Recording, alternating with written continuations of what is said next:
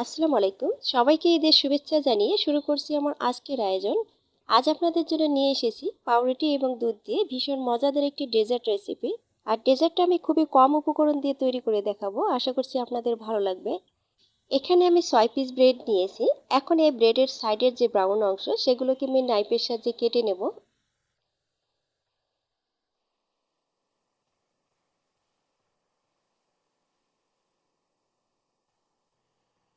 সবগুলো ব্রেডের সাইডের ব্রাউন অংশ বাদ দিয়ে এগুলোকে একটি ব্লেন্ডারে আমি গুঁড়া করে নিয়েছি। আর ব্লেন্ডার না থাকলে এগুলোকে আপনারা একটা স্টিলের ছাঁকনিতেও এভাবে গুঁড়া করে নিতে পারবেন। এখন চলে যাচ্ছি রান্নায়। চুলায় একটি প্যানে আমি 4 কাপ লিকুইড দুধ নিয়েছি। এখন এর মধ্যে আমি হাফ কাপ চিনি দিয়ে দিচ্ছি, তবে মিষ্টিটা আপনাদের টেস্ট অনুযায়ী নিয়ে নেবেন। দিচ্ছি 1/4 কাপ গুঁড়া দুধ, সামান্য পরিমাণে লবণ।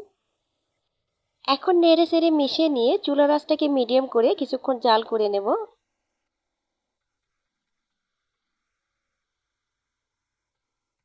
কিছুক্ষণ জাল করার পর দুধটা কিছুটা ঘন হয়ে এসেছে।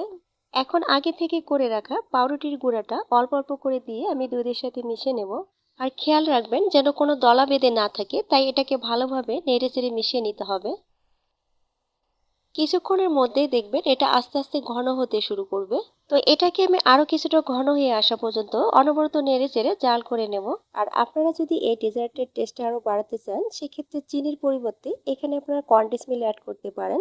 সাথে নারকেল কোড়া দিতে পারেন, আর কিশমিশ বাদাম কুচি করেও কেটে দিতে পারেন। এতে করে এর টেস্টটা আরো অনেক গুণ বেড়ে যাবে।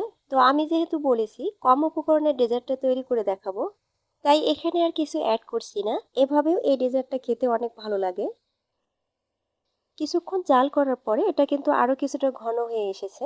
এর থেকে আর বেশি ঘন করব না, এভাবে এটাকে আমি নামিয়ে নেব। আর এর ঘনত্বটা আমি দেখিয়ে দিচ্ছি, দেখুন। এখন আমি চুলাটাকে বন্ধ করে প্যানটাকে নামিয়ে নেব। পাউরুটি এবং দুধের মিশ্রণটাকে পুরোপুরি ঠান্ডা করে নিয়ে আমি একটি বাটিতে ঢেলে নিচ্ছি।